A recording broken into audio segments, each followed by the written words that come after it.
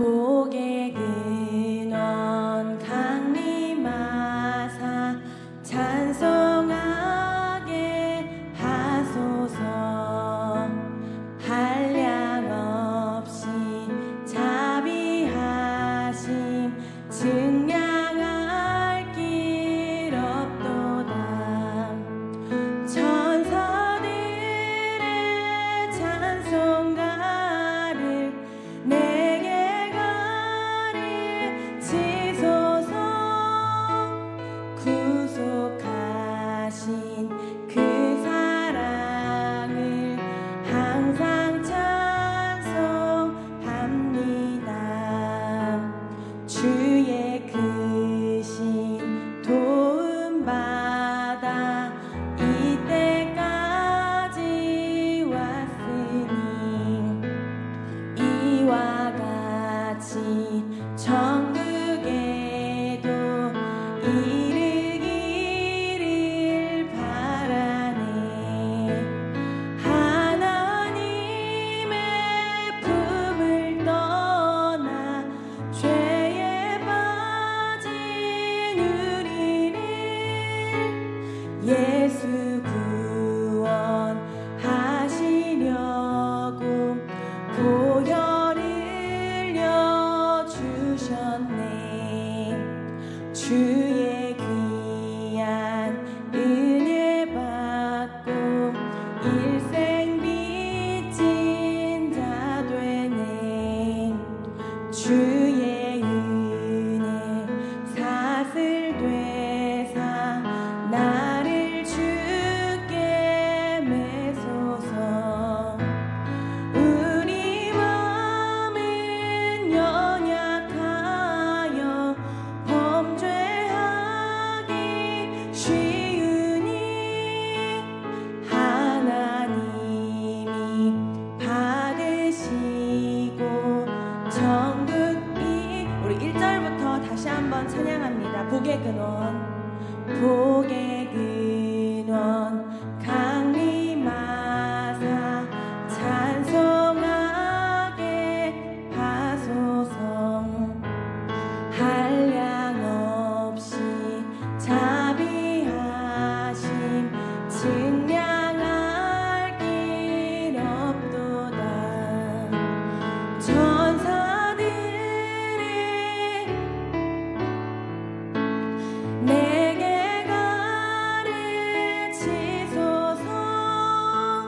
구속하신 그 사랑을 항상 찬송합니다. 주의 크신 도움받아, 주의 크신 도움받아 이때까지 왔으니 이와 같이 천국에도 이르기를 바라네.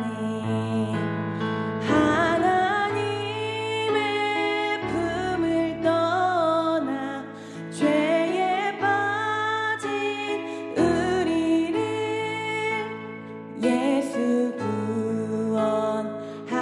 구원하시려고 보혈 흘려 주셨네.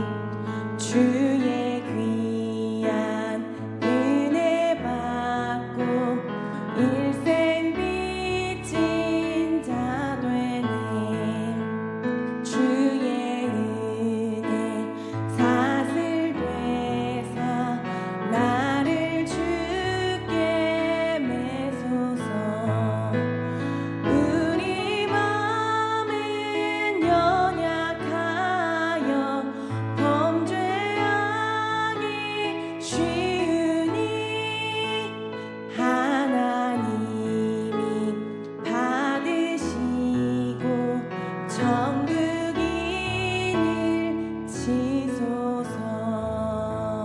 아멘. 함께 우리 믿음으로 아바 아버지 찬송합니다.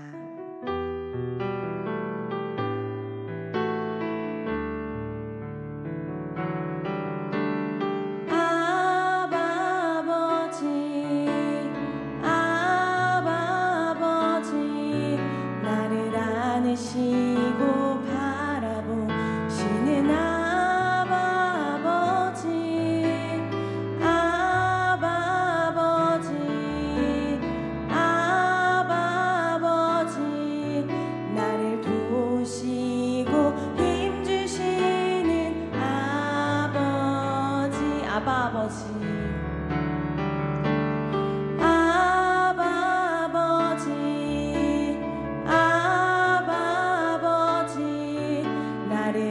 안으시고 바라보시는 아바 아버지, 아바 아버지, 아바 아버지, 나를 도우시고 힘주시는 아버지, 주는 내 맘을 고치시고 볼 수 없는 상처 만지시네.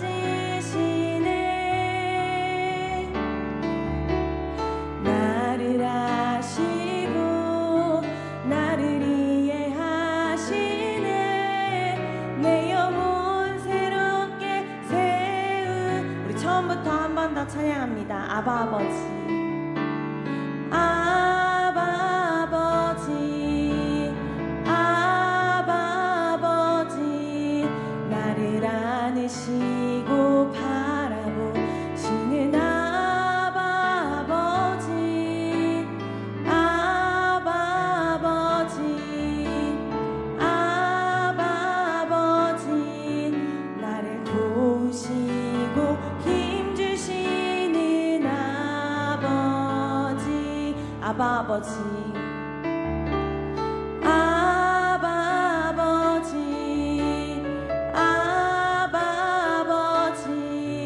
나를 안으시고 바라보시는 아바 아버지, 아바 아버지, 아바 아버지, 나를 도우시고 힘주시는 아버지, 주는 내 맘을 고치시고 볼 수 없는 상처 만지시네. 나를 아시고 나를 이해하시네. 내 영혼 새롭게 세우시네. 아멘. 함께 일어나셔서 임례송 부르시며 예배를 시작하겠습니다.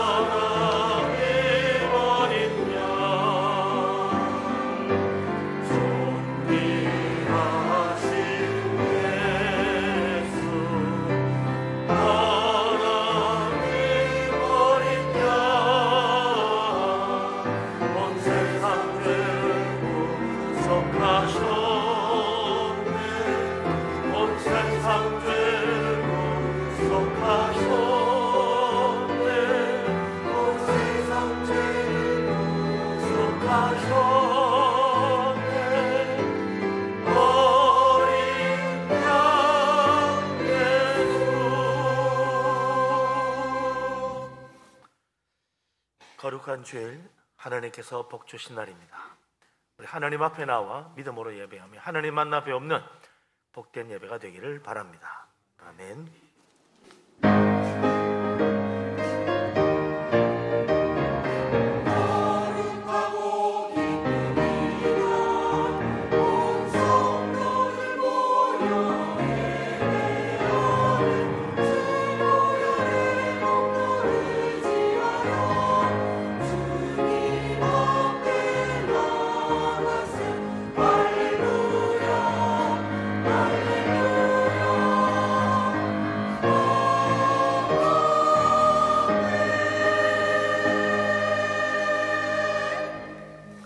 하늘이 하나님의 영광을 선포하고 궁창이 그의 손으로 하신 일을 나타내는도다. 날은 날에게 말하고 밤은 밤에게 지식을 전하니 언어도 없고 말씀도 없으며 들리는 소리도 없으니 그의 소리가 온 땅에 통하고 그의 말씀이 세상 끝까지 이르도다. 아멘. 전능하신 하나님, 주님의 영광이 온 땅에 충만함을 찬양합니다. 우리 하나님의 사랑과 은혜와 구원의 축복이 우리 모두에게 넘치도록 부어주심을 감사합니다. 거룩한 주일 예배하며 하나님 앞에 나아가 주를 배우기를 원합니다. 우리 모두에게 성령 충만한 은혜를 내려 주옵소서. 영으로 진리로 예배하며 살아계시는 하나님 만나 배우는 복된 예배가 되게 하여 주옵소서. 예수 그리스도 이름으로 기도합니다. 아멘. 하나님 앞에 우리 허물과 죄를 고백하며 회개합니다. 전능하신 하나님, 우리를 사랑하신 아버지 하나님, 우리를 불쌍히 여겨 주옵소서. 허물 많은 인생입니다. 참으로 부끄러운 죄인입니다. 우리를 긍휼히 계시고 은총을 내려 주옵소서. 참으로 우리의 모든 악함과 교만함과 더러운 죄와 완악함과 불순종과 세상 사랑하며 하나님 거역하고 참으로 하나님보다 이 세상을 더 의지하며 사랑한 모든 죄를 회개합니다. 우리 속에 있는 미움과 다툼도 회개합니다. 십자가의 피로 깨끗하게 씻어주시옵소서. 우리의 심령 속까지 새롭게 하여 주옵소서. 우리 주님이 우리를 붙드심을 믿습니다. 자비로우신 하나님, 은혜로우신 하나님, 우리를 사랑하신 아버지 하나님, 우리를 불쌍히 여겨 주옵소서. 허물 많은 인생, 부족한 죄인임을 고백합니다. 십자가의 피로 씻어주시길 원합니다. 우리의 모든 더러운 죄 회개하오니 참으로 우리 속에 있는 교만과 탐욕과 악한 생각과 미움과 다툼과 원수매정과 용서치 못함과 분노와 원망과 모든 불신앙과 불순종을 회개합니다. 십자가의 피로 깨끗하게 씻어 주옵소서. 우리의 심령 속까지 새롭게 하심을 믿습니다. 오늘 이 시간 우리에게 큰 은혜 베풀어 주옵소서. 예수 그리스도 이름으로 믿사오며 기도합니다. 아멘. 사도신경으로 신앙을 고백합니다. 나는 전능하신 아버지 하나님 천지의 창조주를 믿습니다. 나는 그의 유일하신 아들 우리 주 예수 그리스도를 믿습니다. 그는 성령으로 잉태되어 동정녀 마리아에게서 나시고 본디오 빌라도에게 고난을 받아 십자가에 못 박혀 죽으시고 장사된 지 사흘 만에 죽은 자 가운데서 다시 살아나셨으며 하늘에 오르시어 전능하신 아버지 하나님 우편에 앉아 계시다가 거기로부터 살아있는 자와 죽은 자를 심판하러 오십니다. 나는 성령을 믿으며 거룩한 공교회와 성도의 교제와 죄를 용서받는 것과 몸의 부활과 영생을 믿습니다. 아멘. 찬송가 200장을 찬양합니다.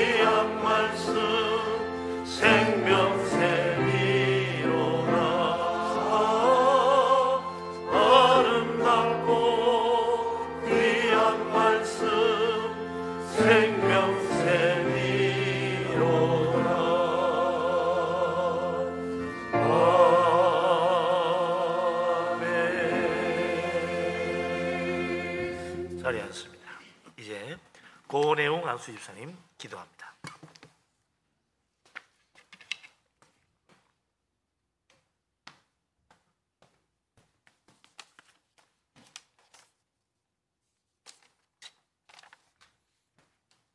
사랑과 은혜를 풍성히 베푸시는 하나님 아버지, 지난 한 주간도 주님의 보호하심과 인도하심으로 안전하게 살게 하시고 거룩한 주의 날 주님 전에 나와 예배드릴 수 있도록 허락하여 주신 은혜에 감사드립니다. 온 마음과 정성을 다해 모든 감사와 찬양과 영광과 존귀를 드리는 우리의 예배를 받아주시고 주님의 임재를 충만하게 경험하는 복된 시간이 되게 하옵소서. 지난 한 주간의 삶을 돌아보면 교만, 증오, 시기, 분노, 탐욕, 나태, 불순종의 죄에서 자유롭지 못했습니다. 세상의 것에 더 관심을 가졌던 우리의 연약함과 부족함을 회개하오니 십자가의 보혈로 깨끗이 씻어주시어 주님 앞에 거룩한 삶을 살아갈 수 있도록 성령님 도와주시옵소서. 자비로우신 하나님 아버지, 우리나라와 민족을 지켜주시고 보호하여 주옵소서. 정치가 안정되고 경제가 회복되어 주님의 공의와 정의가 실현될 수 있도록 도와주시옵소서. 모르드게와 에스더가 유다인을 구원하기 위해 기도한 것처럼 우리나라의 평화와 안녕을 위해 합심하여 기도하게 하옵소서. 교회의 머리가 되시는 주님, 이곳에 분이엘 교회를 세우시고 부흥하게 하시니 감사합니다. 우리 교회가 지역사회를 섬기며 전도의 사명을 온전히 감당할 수 있도록 폭포수 같은 성령을 부어주시옵소서. 성도들 간의 오해와 갈등을 없애주시고 이루하고 격려하며 서로 응원하는 사랑이 넘치는 공동체가 되도록 역사하여 주옵소서. 오늘 유년부 겨울 성경학교를 끝으로 겨울 성경학교와 수련회를 주님의 은혜로 마치게 하시니 감사합니다. 우리들의 자녀들이 아름다운 추억과 주님의 말씀을 기억하며 믿음의 씨앗을 심는 귀한 체험이 되도록 역사하여 주옵소서. 내가 세상 끝날 때까지 너희와 함께 있으리라 하신 주님, 국내의 선교에 헌신하고 있는 선교사님들의 노고를 기억하사 사역에 풍성한 열매를 맺을 수 있도록 건강을 지켜주시고 가정을 보호하여 주시고 경제적으로 어려움을 겪지 않도록 물질의 축복을 주옵소서. 사랑의 주님, 단위에 세우신 담임 목사님, 주님의 능력의 팔로 붙들어 주시고 성령 충만하게 하시어 예배드리는 모든 성도들이 깊은 감동과 깨달음으로 날마다 새롭게 하옵소서. 목회를 돕고 있는 동역자들이 건강과 가정을 지켜주시어 양떼를 치는데 힘쓰도록 축복하여 주옵소서. 교회를 위해 수고하고 애쓴 손길들, 성가대, 교사, 전도, 안내, 주방부, 예배준비, 차량공사 등으로 섬기는 이들에게도 주님의 충만한 은혜를 내려 주옵소서. 예배를 위하여 아름다운 목소리로 드리는 호산나 성가대의 찬양이 기쁨과 은혜가 넘치는 찬양이 되게 하옵소서. 지금도 살아계셔서 역사하시는 우리 주 예수 그리스도 이름으로 기도합니다.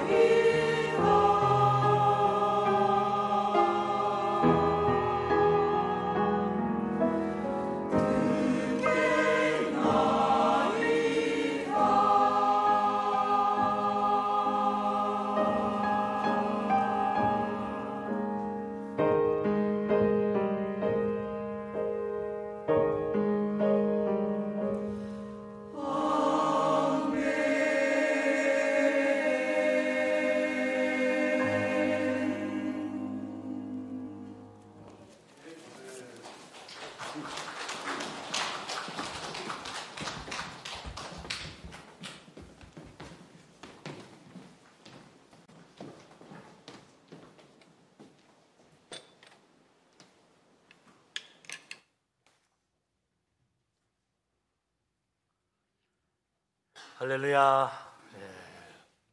잔잔하고 감동적으로 이 마음을 울리는 아름다운 찬양입니다. 우리 하나님께서 영광 받으신 줄로 믿습니다.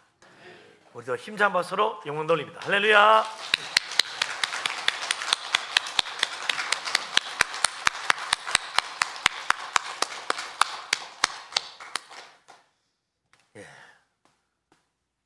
한 주간 또 잘 지내다고 하는데 서로 반갑게 인사하고 축복하며 교제하도록 합니다.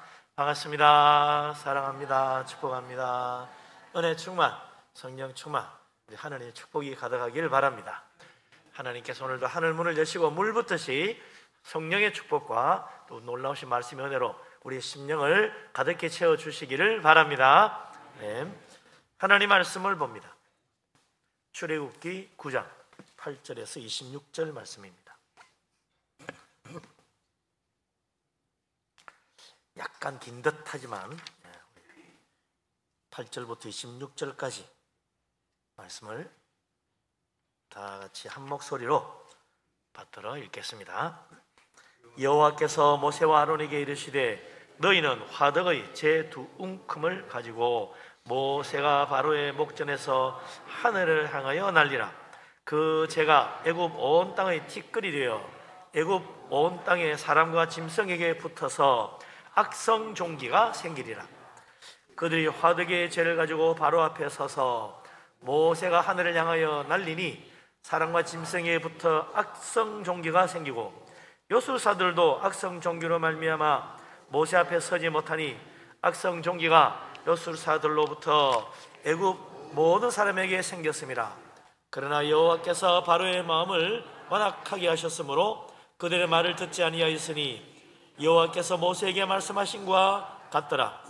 여호와께서 모세에게 이르시되 아침에 일찍 일어나 바로 앞에 서서 그에게 이르기를 히브리 사람의 하나님 여호와의 말씀에 내 백성을 보내라. 그들이 나를 섬길 것이니라.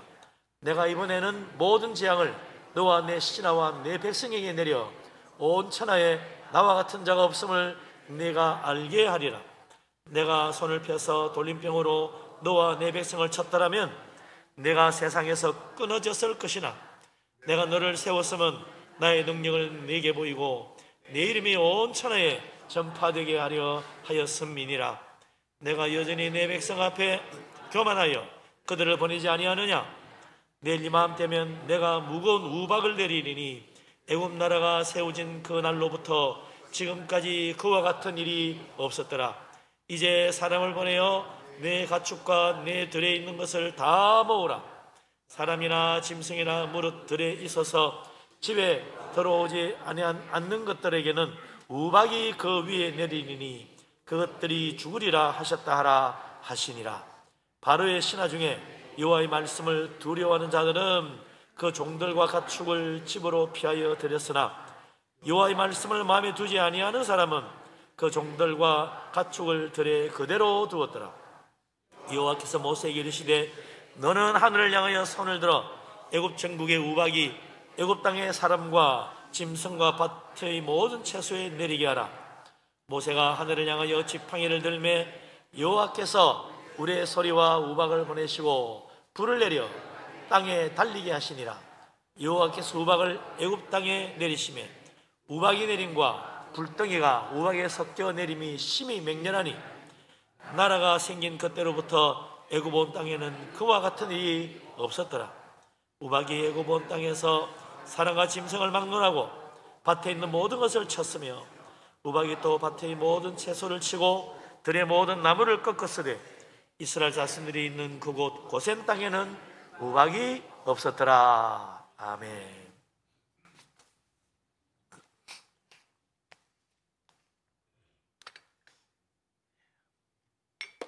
학생 시절부터 교회에 다닌 사람은 이 출애굽 이야기를 많이 들었습니다. 모세가 내린 10가지 재앙 신나게 들었습니다. 야, 신기하다, 재밌다 그렇게 들었겠죠. 애굽에 내린 10가지 재앙이 무엇이 있었습니까? 성경 퀴즈에 자주 나오지요. 첫 번째가 나일강에 강물이 피가 되는 것. 두 번째는 개구리가 올라오는 것. 그러니까 온 애굽 천지가 개구리 천지가 됐습니다. 그 다음에는 이가 드시거든요. 이가 더 사람 좀 도저히 견딜 수 없도록 이가 막 물어떴습니다. 그 다음에는 뭡니까? 파리떼가 덮치는데 이 파리가 그냥 파리가 아니에요. 쇠파리 같은 거라 이 소가죽도 물어 뜯는 그런 무서운 파리입니다.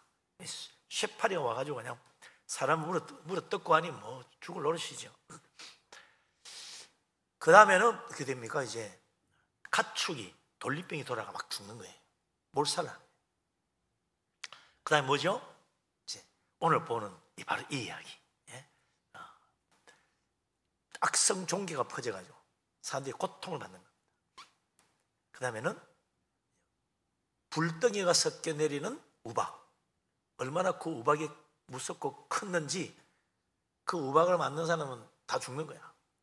그리고 나무까지 꺾어졌다. 그 우박에. 무섭죠. 그 다음에는 뭡니까? 이제 그 다음 읽어보면 메뚜기 재앙 나오죠. 그 다음에는 흑암, 마지막이 장자의 죽음. 10가지 재앙입니다.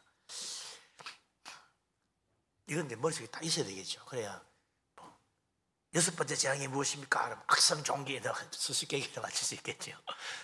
성경 퀴즈를 하려면 그래서 이 10가지 재앙은 기본적으로 외워놔야 됩니다. 그런데 이 10가지 재앙들이 사실 보면요, 원래 자연적으로 발생하는 재앙들이에요. 어느 것 하나 전혀 이 세상에 일어나지 않았던 일이 일어난 건 하나도 없어요. 나일강이 종종 요즘도 강이 막 썩는 일이 있잖아요. 막 온도가 올라가거나 그러면 강이 다 썩어가지고 물고기가 죽었다고 뭐 이런 일이 생기는데 그런 일이죠. 피가 됐다, 이거 다 썩었다. 개구리도 뭐 막 올라오기도 하고 그런 있잖아요. 실제로 이가 더실거리거나 파리떼가 창궐하거나 돌림병 돌거나, 예? 또 우박이 내리거나 그런 일 있거든요. 가끔 하다가 또 뭐 짙은 구름이 끼면 또 대낮이 깜깜한 것처럼 느껴질 때도 있고 그렇죠. 그러다 보니까 일찍이 애굽에서는 이런 재앙을 막아주고 안정과 평안을 약속해주는 풍요의 신들이 있다. 그래서 애굽 사람들은 옛날부터 이 신들, 여러 신들을 믿어왔습니다. 그 신들이 자기들을 보호해준다고 믿은 거죠. 그런데 이게 웬일입니까? 하나님께서 애굽에 10가지 재앙을 내리니 그 어떤 신들도, 자기들이 믿고 의지했던 신들 단 하나도 이 문제를 해결해 주지 못하는 거예요. 우리가 믿은 신이 이렇게 무능한 거야? 여호와 하나님이 내린 이 재앙을 해결 못해? 이거 엉터리 신 아니야? 이래 되는 거죠.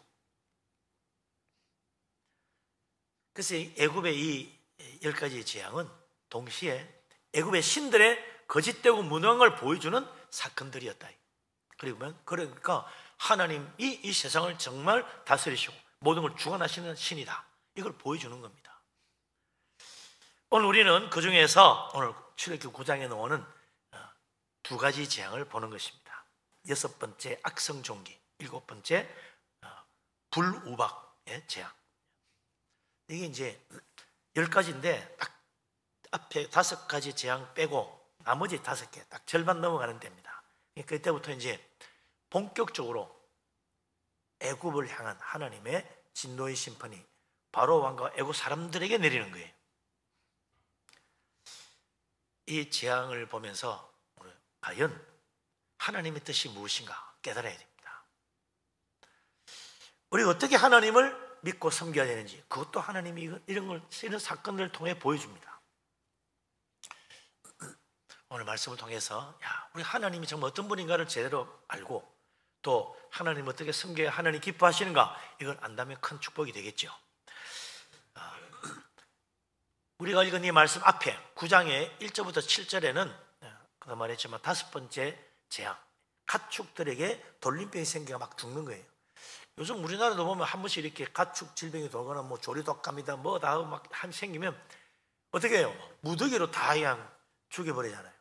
그 퍼지면 어떻게 감당이 안 되니까 더 퍼지기 전에 막겠다고 참 끔찍하게 몰살을 시키는 데 봅니다만, 이 그 퍼지면 정말 온 나라에 이 돌림병이 돌아가지고 가축이 다 죽는 거예요. 그래서 이거 보면 뭐라, 말도 죽어, 나귀도 죽어, 낙타도 죽어, 소도 죽어, 양도 죽어, 다 죽는 거예요.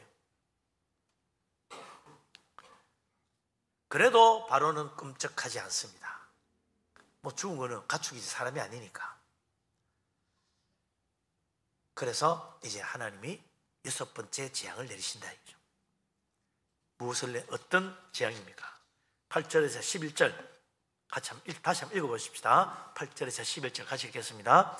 여호와께서 모세와 아론에게 이르시되 너희는 화덕에 제 두 움큼을 가지고 모세가 바로의 목전에서 하늘을 향하여 날리라. 그 재가 애굽 온 땅에 티끌이 되어 애굽 온 땅의 사람과 짐승에게 붙어서 악종 종기가 생기리라. 그들이 화덕의 재를 가지고 바로 앞에 서서 모세가 하늘을 향하여 날리니 사람과 짐승에 붙어 악성 종기가 생기고 요술사들도 악성 종기로 말미암아 모세 앞에 서지 못하니 악성 종기가 요술사로부터 애굽 모든 사람에게 생겼음이라. 아멘. 하나님 모세에게 화덕의 제 두 움큼을 가지고 바로 앞에서 하늘로 날려라. 이 화덕이라는 건요, 우리가 화덕은 뭘 생각합니까? 되게 이제 빵 굽는 화덕을 생각하는데, 여기 있는 화덕은 그런 빵 굽는 화덕이 아닙니다. 이스라엘 사람들이 늘 하는 일이 뭐예요? 벽돌 만들기잖아. 벽돌을 굽잖아요. 벽돌을 만들어 구워야 돼. 그 벽돌을 굽는 불가마, 그걸 여기서 화덕이라고 번역한 거죠. 벽돌 굽는 불가마라. 혹은 뭐 저도 쇠를 녹이는 용광로 같은 것도 이렇게 여기 화덕이라는 말로 했는데 그런 용어를 씁니다. 그 이스라엘 사람들이 사는 곳에 벽돌 굽는 화덕이 있대. 그 불가마가 있대. 거기에 이제 벽돌을 굽고 나면 재가 나오잖아요. 뜨거운 불길에 그 재가 나오면 그 재를 두 움큼을 가지고 하늘로 날려라. 근데 그 두 움큼에 이렇게 각각 두 움큼이 아니고 이렇게 두 손으로 가득히 두 움큼을 지어서 이걸 하늘로 날리라는 거예요. 두 손 가득히 재를 모아가지고 바로 앞에 가가지고 너희들이 착취하고 괴롭혔던 억압받은 이스라엘 사람들이 고통 가운데 일한 그 결과로 생긴 이 죄를 하늘로 바로 앞에서 날려가지고 그게 막 티끌이 되어서 모든 사람들 앞에 붙어가지고 악성 종기가 됐다. 그동안 이스라엘 백성들이 당했던 그 고통 너희들도 한번 당해봐라 이거죠. 그것이 얼마나 무서운 것인가. 이 악성 종기라는 말도 이게 히브리 말로 셰히크래요. 셰히크는 뭐냐면 그게 뜨겁다는 뜻이에요. 뜨겁다. 종기가 막 불타는 것처럼 뜨거운 그런 감각을 가지는 무서운 종기가 생기는데 그게 막 뜨거운 것 같은, 타는 것 같은 거야. 그런 종기를 여기서 말합니다. 그러니까 그 뜨거운 불에서 나온 재가 붙어가지고 사람들에게 살이 타는 것 같은 고통을 주는 종기가 생긴 거예요. 그게 터지면 또 고름이 나오고 이런 고통을 당하는 거죠. 모세와 아론이 하나님 말씀대로 벽돌 굽는 불가마 화덕에서 재를 가져와가지고 모세 발 앞에서 탁 날리니까 정말 악성 종기가 온 애굽에 퍼지는데 누구로부터 시작하느냐? 요술 사람들로부터 시작해가지고 온 애굽 사람에게 다 퍼졌다는 거예요. 그래서 요술 사람들도 악성 종기가 막 나가지고 막 너무 괴로우니까 모세 앞에 나오지를 못했다는 겁니다. 바로가 하나님의 말씀 안 듣고 하니까 모세가 가서 이스라엘 백성을 보내세요. 그럴 때마다 재앙을 행하면 요술사들이 옆에 붙어가지고 제가 뭐 믿을 필요 없습니다 하면서 계속 그러는 거야. 그러니 하나님이 온갖 거짓과 속임수로 마술을 행하면서 바로를 부추기고 하나님을 대적하던 그 요술사들, 그들로부터 먼저 악성 종기로 고통받게 해서 다시는 모세를 대적하지 못하게 만드는 겁니다. 못 나오는 거예요 이제.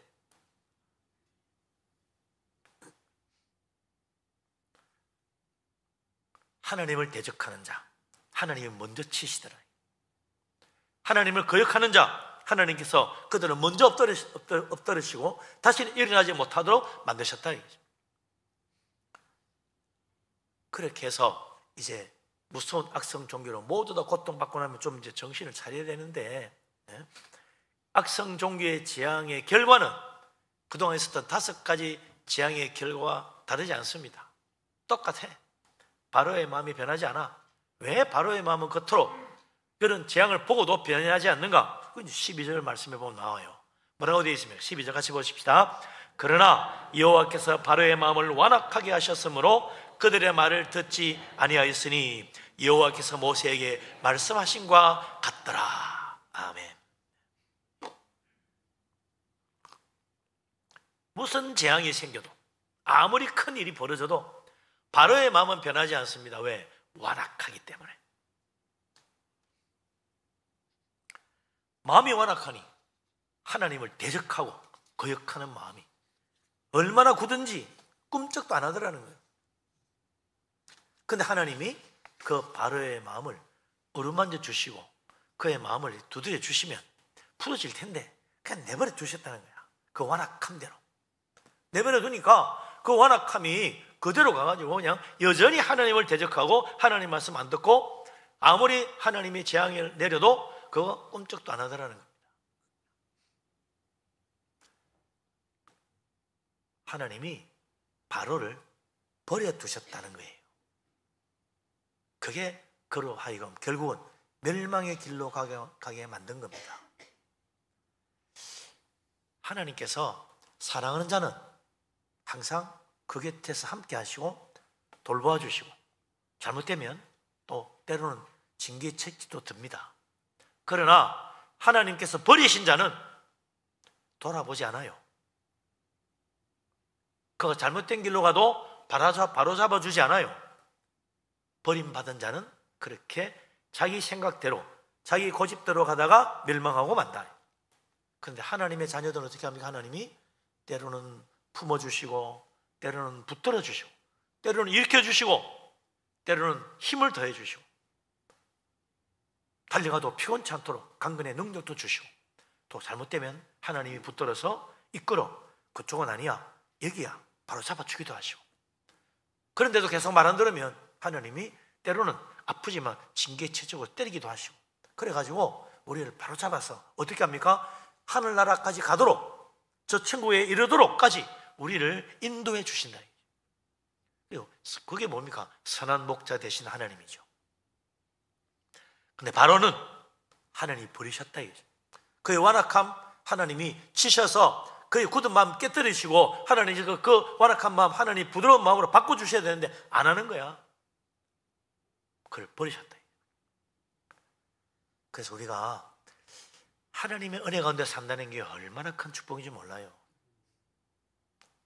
교회 와서 예배하고 말씀 듣고 은혜 받고 때로는 하나님이 우리를 은혜 가운데 이끌어 주시고 또 잘못되면 붙들어서 바로 잡아주시는 이게 은혜와 축복이다. 그게 뭡니까? 그게 믿음 생활이에요. 우리가 때로는 내가 왜 이렇지? 기도하고 말씀 보는 건데 이 하나님이 이게 잘못됐다고 생각하고 회개케 하시고 그게 축복입니다. 그 완악한 자는 회개 안 하는 거예요. 교만한 자는 하나님 말씀 귀 안 기르는 거야. 그러다 멸망하는 거라. 오늘 우리가 하나님 말씀 앞에 마음을 열어야 됩니다. 완악한 마음으로 정말 철갑으로 두른 것처럼 딱 내 마음을 붙들고 있으면 안 된다. 온유한 자가 복이 있는 거예요. 우리 하나님 은혜 가운데 하나님 말씀 받을 때마다 아멘으로 받아서 정말 100배에 맺는 축복의 역사 이루어지기를 바랍니다. 아멘. 자, 이 모습 바로가 말이지 얼마나 완악한지 악성 종교로 요술사까지 이제 앞에 나오지 못하게 됐는데도 불구하고 바로 왕은 하나님 말씀을 듣지 않아요. 그 완악한 마음 하나님께서 다시 한번 하나님의 말씀을 선포합니다. 뭐라고 그래요? 모세를 통해서 바로에게 이르십니다. 13절에 보니까 히브리 사람의 하나님 여호와의 말씀에 내 백성을 보내라. 그들이 나를 섬길 것이니라. 하나님의 이 출애굽 사건의 가장 핵심적인 메시지죠. 하나님 백성을 애굽에서 내보내라는 거야. 왜 애굽에서 보내야 됩니까? 그들이 요 하나님 나를 섬겨야 된다는 거예요. 여기서 섬기면 안 됩니까? 여기는 우상 숭배의 땅이라. 여기는 하나님을 거역하는 땅이라. 여기는 바로가 자기 권세로 다스리고 있는 곳이라 하나님을 섬길 수가 없는 곳입니다. 그래서 나오라는 거예요. 그래서 재앙이 내릴 때마다 거의 매번 빠지지 않고 선포되는 하나님 말씀이 바로 내 백성을 보내라. 그들이 나를 섬길 것이라. 하나님의 가장 중요한 말씀이죠. 이게요 바로 출애굽의 목적입니다. 뭐 때문에 애굽에서 내보내시나? 왜 우리 애굽에서 이스라엘 백성을 구원하시나? 하나님 섬기라고. 하나님이 이스라엘 자손들을 구원하는 목적, 앞으로 이제 노예 생활을 해방돼가 마음껏 자유롭게 살라, 그게 아니에요. 하나님 섬기라는 거예요. 우리 십계명의 안식일 계명도 그래요. 야, 안식일 6일 일하고 하루 쉬라는 거야. 나 푹 쉴 거야. 푹 쉬라고 안식일을 주신 게 아니에요. 안식일을 기억해서 거룩하게 지켜라. 그날은 세상 일 하지 말고 하나님 예배하고 하나님 섬기는 날이다. 그날은 하나님 말씀을 듣고 하나님을 찬양하고 함께 하나님 앞에서 먹고 마시며 그리스도 안에 교제하고 친교하는 그런 시간이 바로 거룩한 주일이다. 항상 하나님이 행하신 일의 목적이 뭔지를 알아야 돼요. 하나님 왜 문둥병자를 고쳐주시고 소경의 눈을 뜨게 하셨습니까? 예수님 오셔가지고 왜 그런 일을 행하셨어요? 나의 능력이 많아, 나는 문둥병도 고쳐 소경의 눈도 뜨게 보여주려고 한 게 아니에요. 그것이 바로 예수님이 메시아라는 증거요 표적인 거예요. 그래서 예수님이 소경의 눈을 뜨게 하고 문둥병자의 병을 고쳐주시는 거예요. 그리고 사람들은 아는 사람은 아는 거죠. 이거 메시아의 표적인데? 저분이 하나님 보내신 메시아인가? 그래야 되는 거예요. 그걸 알리는 거예요. 가는 곳마다 그런 놀라운 일을 행하시는 겁니다. 하나님이 행하시는 일에는 반드시 목적이 있다. 이 세상을 창조하신 하나님의 목적도 있습니다. 하나님이 괜히 심심해서 이 우주 만물을 창조하신 게 아니에요. 하나님의 영광을 나타내시기 위하여 하나님께서 이 우주 만물을 만드신 거예요. 그래서 우리가 이 세상 만물을 보면서 하나님의 영광을 볼 줄 알아야 됩니다. 그거 모르고 그냥 세상이 참 멋있네, 자연이 멋있네, 가서 놀다 오자, 그것만 하면 안 된다 이거죠.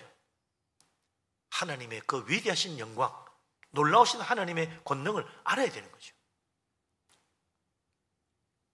하나님께서 왜 애굽에서 노예 생활하는 이스라엘 백성들을 구원하여 그를 자유케 하시고 젖과 꿀이 흐르는 축복의 땅으로 인도해 주셨습니까?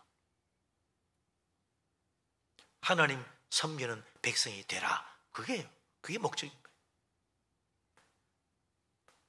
애굽에서는 가장 큰 문제가 뭡니까? 육적으로는 채찍으로 노예 생활을 강요하는 억압의 땅입니다. 거기서는 하나님을 제대로 섬길 수가 없어. 애굽에 시키는 대로 일만 하기 바빠. 영적으로는 온갖 더러운 우상이 가득한 거 아니에요. 우상 숭배 가득한 거. 하나님을 가까이 할 수가 없어. 눈에 보이니 온통 우상이야. 그 우상의 유혹이 얼마나 큰지 이스라엘 백성들이 애굽에서 나와가지고 40년 광야 생활하면서 그 우상 숭배에 때를 벗기는 게 얼마나 힘들었는지 몰라요. 시내산에 와가지고 하나님의 시킴을 받는 그 동안에도 모세가 올라가 있는 동안에 그냥 금송아지 만들어가 섬겼잖아요. 40년 지나고 난 뒤에도 그 모압의 우상에 유혹받아가지고 젊은이들이 여기 빠져들었어요. 그래가지고 하나님의 진노의 심판으로 수십만 명이 죽었단 말이죠. 하나님이 우리가 이 세상에 살아가는데 왜 여기서 잘 살게 해주면 안 됩니까? 여기서 천국 만들어주면 안 돼요? 왜 쪽 하늘나라 가야 돼요? 이 세상은 탐욕의 자리요, 타락의 자리요, 죄악의 자리입니다. 이 세상은 온갖 우상이 가득한 곳이에요. 그래서 여기서는 하나님 제대로 섬길 수가 없는 거예요. 하나님께서 이 세상 사랑하지 마라 그러잖아요.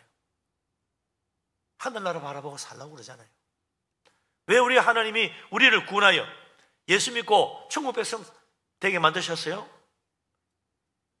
하나님 제대로 섬기고 살라고, 거기에 진정한 행복과 축복이 있다고 하나님 우리를 부르시는 것입니다. 그래서 애굽에서 탈출한 이스라엘 백성들 시내산에 와가지고 십계명을 주시는데, 그 십계명 보면요 다 뭐예요? 첫째 계명, 둘째 계명, 그게 뭡니까? 더 이상 우상 만들지도 말고 절하지도 말고 섬기지도 말고 오직 하나님 한 분만 섬겨라.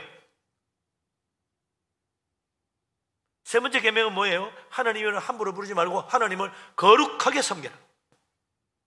네 번째 계명은 안식일을 기억하여 지키면서 이제부터 더 이상 노예 사람이 일하지 말고 하나님 섬길 줄 아는 사람이 되라.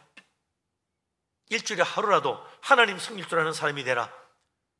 하나님 섬기라는 계명들이야 전부 다. 예수 그리스도께서 우리 죄를 대신하여 십자가에서 세상 모든 죄를 지고 고난받아 희생하여 우리를 죄와 멸망에서 구원하신 목적도 이제 더 이상 세상 위에 살지 말아라. 하나님 위에 살아라. 이제 더 이상 세상 섬기지 말고 하나님 섬기고 살아라. 세상의 노예가 되면 안 된다.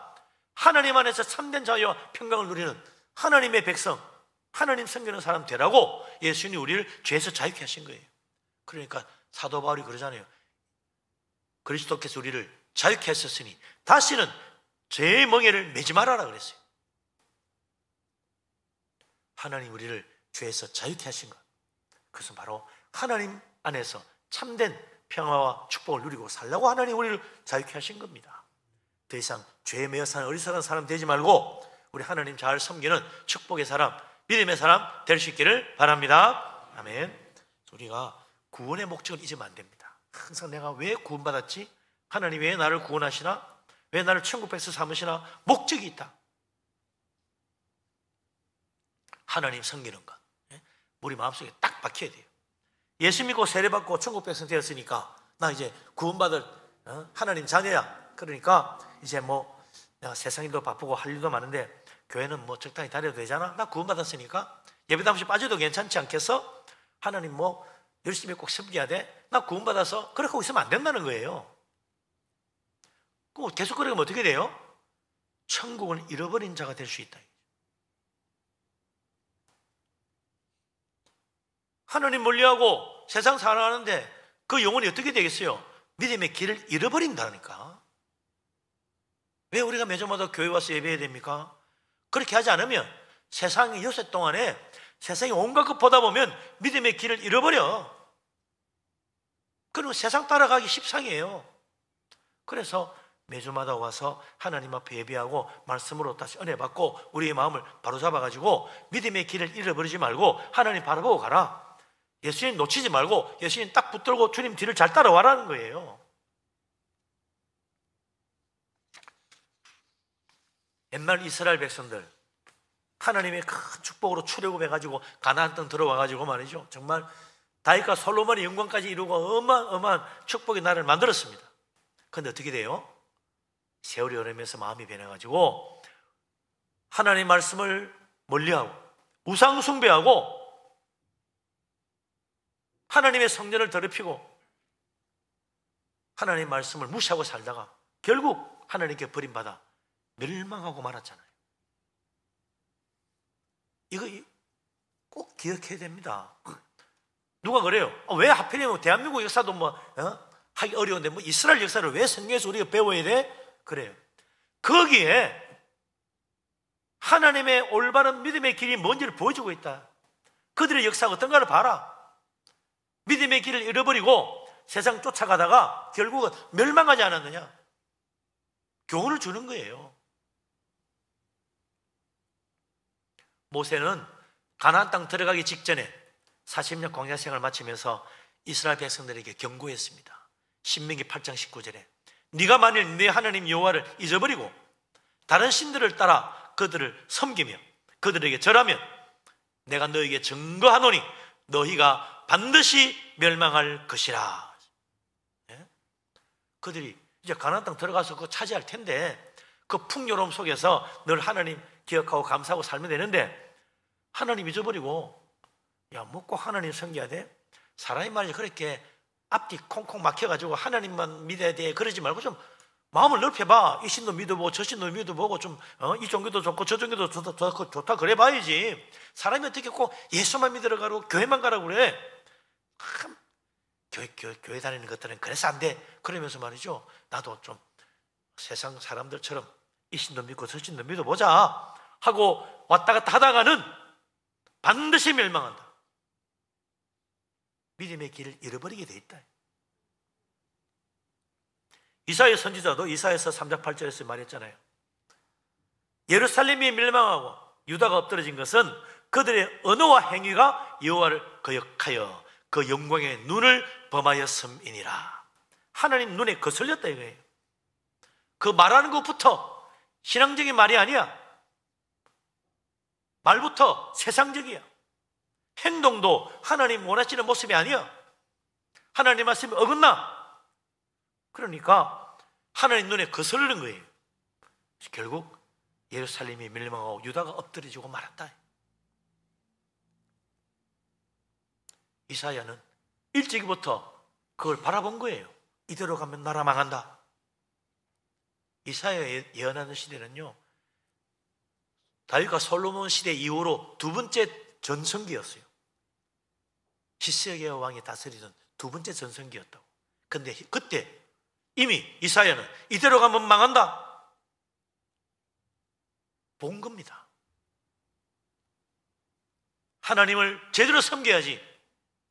이것도 좋고 저것도 좋고 뭐 이러고 저러고 하다 보면 결국 하나님 말씀 저버리고 하나님 거역하여 하나님의 눈을 범하여 멸망하는 인생이 되고 나라도 그렇게 될 수 있다. 하나님보다 세상 사랑하면 안 됩니다. 요한일서 2장 15절 16절에 그러잖아요. 세상에는 아버지의 사랑이 없느니라. 이 세상 아무리 잘 돼도 그것 때문에 아버지의 사랑을 체험할 수는 없어요. 믿음으로 와야 하나님의 사랑을 깨닫지. 세상에 있는 모든 것, 육신의 정욕, 안목의 정욕, 이생의 자랑이다 하나도 아버지께로부터 온 것은 없다. 세상 어디에서 하나님 아버지의 축복과 은혜의 손길이 있느냐? 욕심과 유혹밖에 없다. 믿음으로 바로 서야 된다. 믿음의 눈을 떠야 되는 거예요. 그래서 교회 와서 예배하고 은혜 받고 말씀 붙들고 살아라는 거예요. 그래서 적당히 믿으면 안 된다는 겁니다. 그럼 사도 바울이 로마서 12장 11절에서 뭐라 그래요? 부지런하여 게으르지 말고 열심을 품고 주를 섬기라. 적당히 대충 섬기라 안 된다는 겁니다. 세상이 우리를 그렇게 만만하게 놔두지 않아요. 적당히 대충 하기 시작하면 어느새 마귀는 달려와서 우리는 사자처럼 딱 문다고. 너는 내 밥이야 그러면서. 부지런히 믿어야 됩니다. 게으르지 말고 열심을 품고 주를 섬겨야 됩니다. 예배도 열심히 하고 기도도 열심히 하고 성경도 열심히 봐야 돼요. 그래야지. 안 그러면 다 헛되버린다 이거죠. 하나님 잘 섬기라 우리를 구원하셨습니다. 예수 그리스도 십자가 지고 자기 목숨을 버리고 우리를 구원하신 예수 그리스도 그 십자가의 목적을 우리는 분명히 깨닫고 열심히 하나님 잘 섬겨서 주님 앞에 축복받는 복된 사람 될 수 있기를 바랍니다. 아멘. 예, 하나님께서 애굽의 모든 가축, 말과 뭐 나귀, 다 전부 다 죽이고 애굽 사람에게 악성 종교로 고통받게 하시고 했지만 하나님이 말과 나귀와 소와 양처럼 하나님 이스라엘 사람들을 죽이지는 않았다 이거죠. 악성 종교로 고통받게 했지만 가축들은 돌림병으로 막 죽었어요. 몰살을 당했어. 그런데 하나님이 애굽 사람들은 악성 종교로 치긴 했지만 그들을 죽이지는 않았어. 고통만 받았어. 왜 그렇게 했을까? 왜 애굽 사람을 살려두셨나? 바로왕 그놈부터 탁 치면 끝날 텐데 왜 하나님이 바로왕을 계속 살려주시나? 이유가 있어. 14절, 15절, 16절 같이 한번 읽겠습니다. 14, 15, 16. 내가 이번에는 모든 재앙을 너와 내 신하와 내 백성에게 내려 온 천하에 나와 같은 자가 없음을 내가 알게 하리라. 내가 손을 펴서 돌림병으로 너와 내 백성을 쳤더라면 네가 세상에서 끊어졌을 것이나 내가 너를 세웠으면 나의 능력을 내게 보이고 내 이름이 온 천하에 전파되게 하려 하였음이니라. 아멘. 하나님께서 무슨 돌림병으로 애굽을 쳐가지고 바로와 애굽 모든 백성들 다 멸망시킬 수 있다 이거죠. 그런데 그렇게 하지 않았어요. 그들을 살려주신 목적 첫 번째, 하나님이 애굽에 재앙을 내려 그들을 치심으로 온 천하에 하나님 같은 분이 없다는 걸 알게 하겠다. 애굽의 수많은 우상과는 다르다. 이 여호와 하나님은 차원이 틀린 신이구나. 그걸 깨닫게 하는 거예요. 아, 이런 신이 있네? 세상 이 모든 우상신과는 차원이 다르네? 그걸 깨닫게 하는 거예요. 그 다음에 두 번째로 뭘 깨닫게 합니까? 여호와 하나님의 능력을 보여가지고 여호와 하나님 이름이 온 천하에 전파되게 하려는 것이다. 하나님이 바로 왕을 통해서 이런 놀라운 일, 바로 왕의 권세를 꺾고 하나님이 이런 큰 능력을 나타내시고 이스라엘 백성을 구해냈다. 이것을 통해 가지고 온 천하에 하나님 이름이 전파되게 한다는 거예요. 위대하신 하나님의 이름, 전능하신 하나님의 영광, 그것이 온 세상에 이 애굽에 내린 재앙을 통해 가지고 전파된다는 겁니다. 정말 그랬나? 실제로 말이죠. 이스라엘 자손들이 출애굽한 다음 40년 광야 생활을 해서 그들은 광야에 갇혀 있었어요. 뭐 누구 만나가 이야기할 틈도 없어서 먹고 살기 바빴지. 그런데 40년 뒤에 가나안 땅 공격에 들어가 여리고성을 점령하러 갈 때 정탐꾼 2명을 보냈더니 기생 라합이 두 정탐꾼을 숨겨주면서 놀라운 말을 합니다. 여호와께서 이 땅을 너에게 주신 줄을 내가 아노라. 어떻게 알았지? 소문 다 나서 우리가 너희를 심히 두려워하고 이 땅 주민들이 다 너희 앞에서 간담이 놓고 있다. 뭔 소리야? 너희가 애굽에서 나올 때 여호와께서 너희 앞에서 홍해 문을 마르게 하신 일, 너희에게 요단 저편에서 아모리 사람의 두 왕 시온과 옥이 행한 일, 그들을 전멸시킨 일 우리가 다 들었다. 바라는 말이 천재 간다더니 다 들었네. 예? 우리가 듣고 마음이 녹아버렸다. 모두 사람들이 너희로 말미암아 다 정신을 잃었다. 큰일 났다. 우리 다 죽는 거 아니야? 예? 너희 하나님 여호와는 위로는 하늘에서도 아래로는 땅에서도 하나님이시라. 유일한 하나님이다. 이런 신은 없다. 그러니 나 하나님 믿을 테니 여리고성 멸망할 때 나와 우리 가족은 좀 살려주세요. 기생 라합이 요구한 거죠. 내가 당신 숨겨줬으니까 우리도 좀 살려달라고 매달리는 거예요. 위대하신 하나님의 능력과 그 놀라우신 이름이 이미 온 세상에 전파된 거예요. 이스라엘 사람들은 광야 40년 갇혀가지고 어디 소문낼 틈도 없었는데 언제 알았는지 다 소문났어.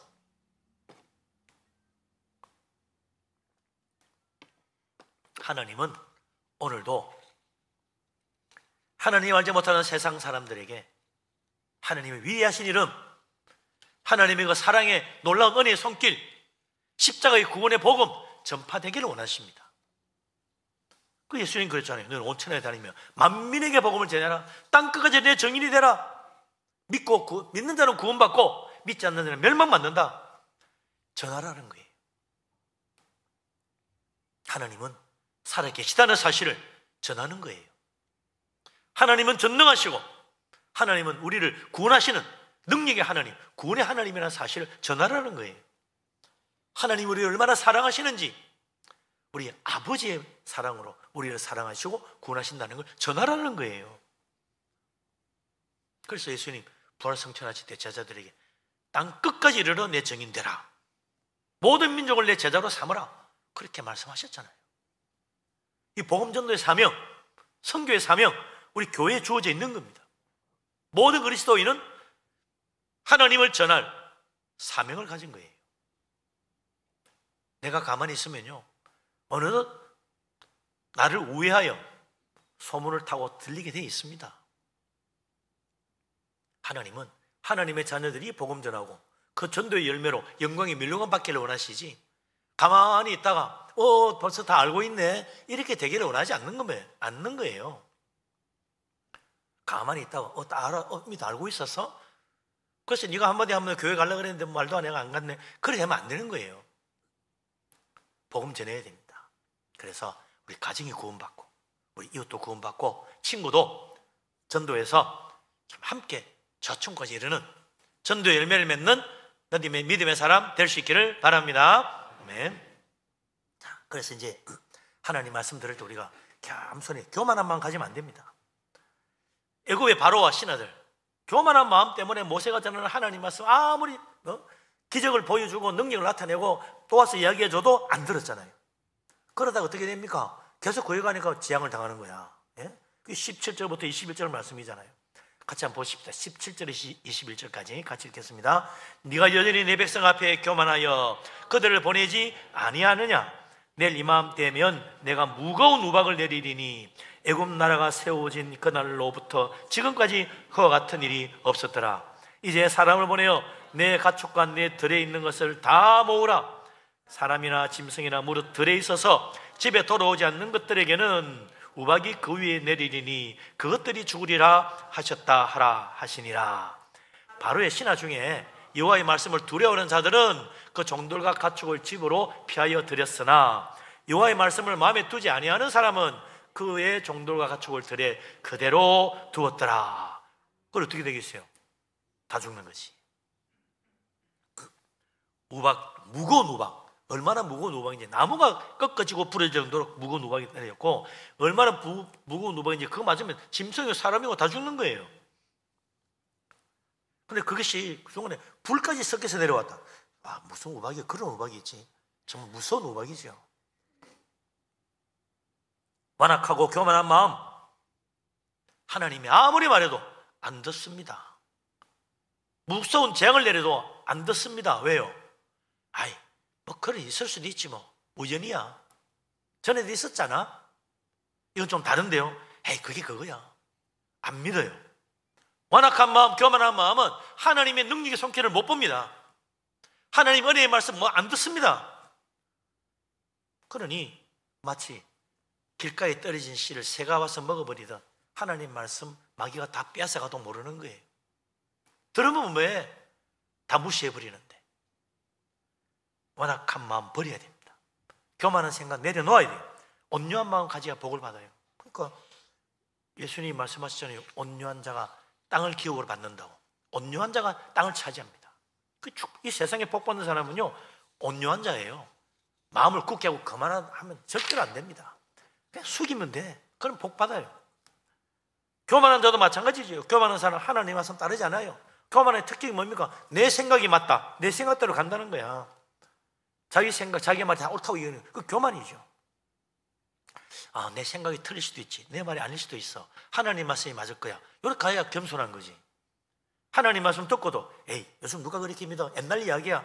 요즘 세상이 달라져서 내 생각이 맞아. 그럼 교만한 거예요. 멸망하는 거예요. 하나님은 멀어지는 겁니다. 마음이 겸손한 사람 하나님 말씀을 듣습니다. 그러니까 예수님이 베드로에게 와가지고 야, 깊은 데로 가서 그물을 내려 고기를 잡으라. 아, 예수님 제가 밤새도록 했는데 고기 못 잡았는데요. 안 됩니다 하고 말한 게 아니에요.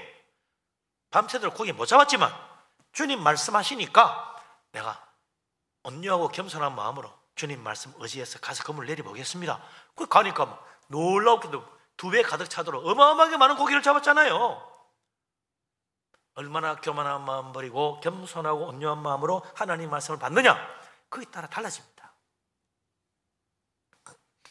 하나님 말씀, 위대한 하나님의 일들 믿음의 눈으로 보면 그게 하나님의 영광이요, 하나님의 축복이 은혜요, 하나님의 음성인 줄 알지만 교만하고 완악한 마음 가지면요, 어떤 기적을 보고도 믿지 않습니다. 우연이야, 그럴 수도 있지, 괜한 소리 하지 마, 그러면 안다는 거죠.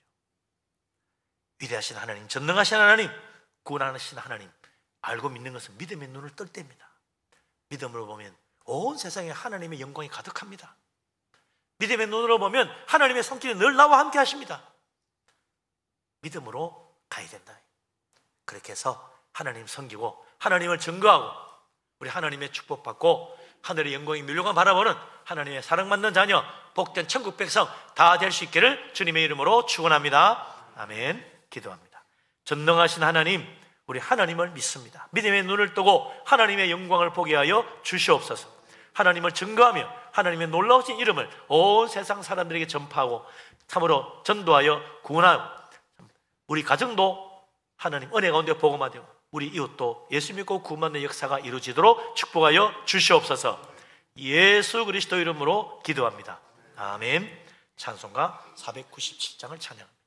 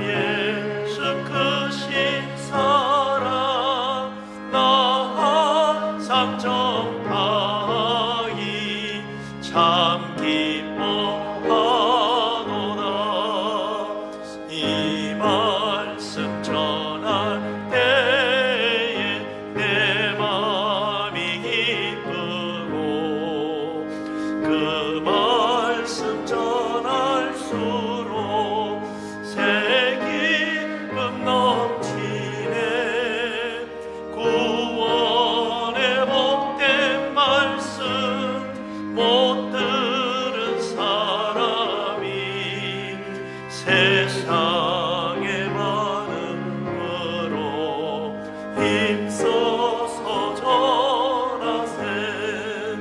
예부터 전한 말씀 주 예수 크신 사랑 나 항상 전하기 참 기뻐하도다. 이 말씀 들은 사람 또 듣기 원하고 목말라 사모하니 그 말씀 진리라. 그 나라 영광 중에 나 부를 새 노래 옛부터 좋아하는 이 말씀뿐일세. 옛부터 전한 말씀 주 예수 크신 사랑 나 항상 전하니 참 기뻐하도다.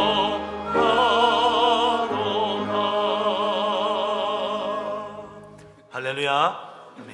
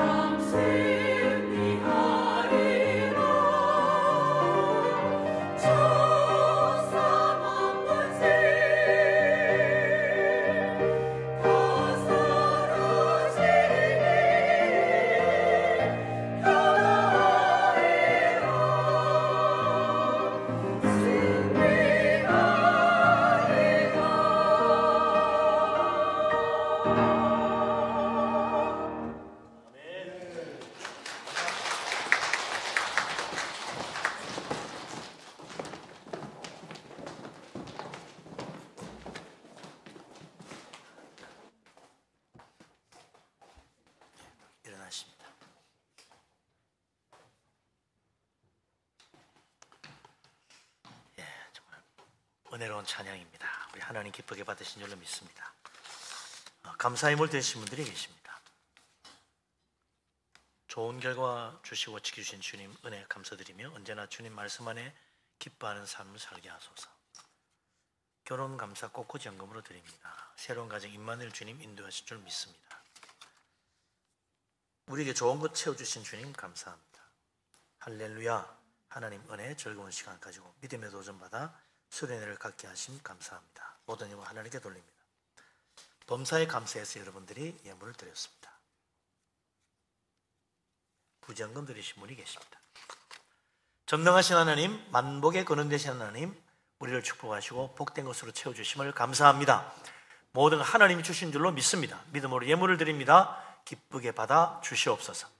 감사함으로 드립니다. 기도 제목마다 응답되고 범사가 잘되게 하여 주옵소서. 11조를 바칩니다. 약속대로 하늘 문을 열어 물붓듯이 복을 붓고 그 창고에 쌓을 것이 없도록 가득 채워 주옵소서. 선교원금, 건축원금 드립니다. 주님 나라 위하여 힘을 다해 드립니다. 하나님 기억하시고 복을 주셔서 그 집의 터가 넓어지고 아름다운 곳으로 채우시며 자녀들도 잘되게 하여 주시옵소서. 하나님 앞에 빈손으로 오지 않고 주일원금을 드립니다. 주정으로 바칩니다. 1,000번째 드리며 구제원금 드리며 여러 가지 제목의 예물들이 있습니다. 하나님 기억하시고 복을 주셔서 들어와도 복받고 나가도 복받아 잘되게 하여 주옵소서. 이 예물을 드리며 우리 자신도 하나님 손에 붙들림 받아 하나님 영광 돌리기를 원합니다. 늘 우리와 함께하여 주옵소서. 예수 그리스도 이름으로 감사하며 기도합니다. 아멘. 자리에 앉습니다.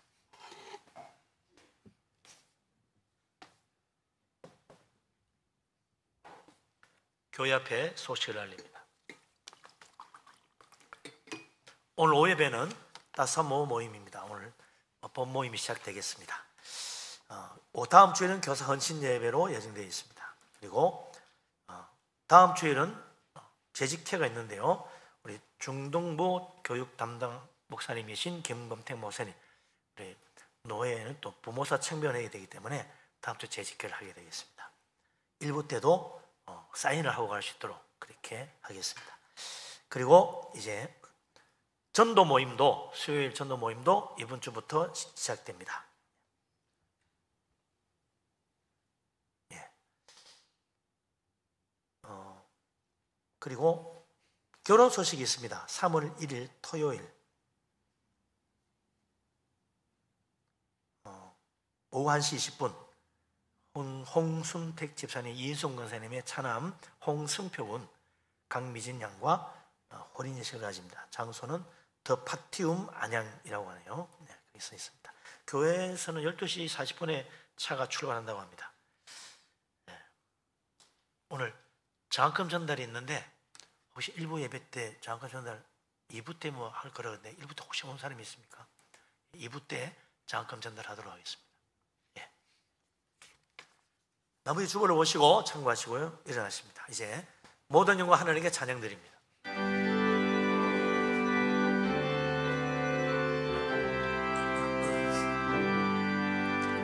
모든 영광을 하나님께,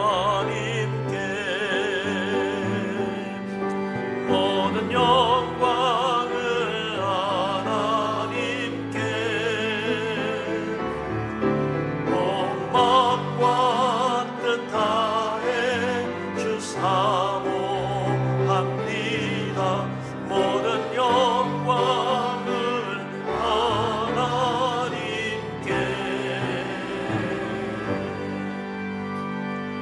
여호와는 네게 복을 주시고 너를 지키시기를 원하며 야훼는 그 얼굴을 내게 비추사 은혜 베푸시기를 원하며 야훼는 그 얼굴을 내게로 향하여 드사 평강 주시기를 원하노라. 이제는 우리 주님 예수 그리스도의 놀라우신 은혜와 아버지 하나님의 크신 사랑과 보혜사 성령님의 교통하심이 하나님을 섬기며 하나님의 이름을 온 세상에 전파하며 하늘의 상급 바라보고 믿음으로 살기를 원하는 이 자리에 모인 주의 사랑하는 모든 사람들 위해 항상 함께 하기를 간절히 축원합니다. 아멘.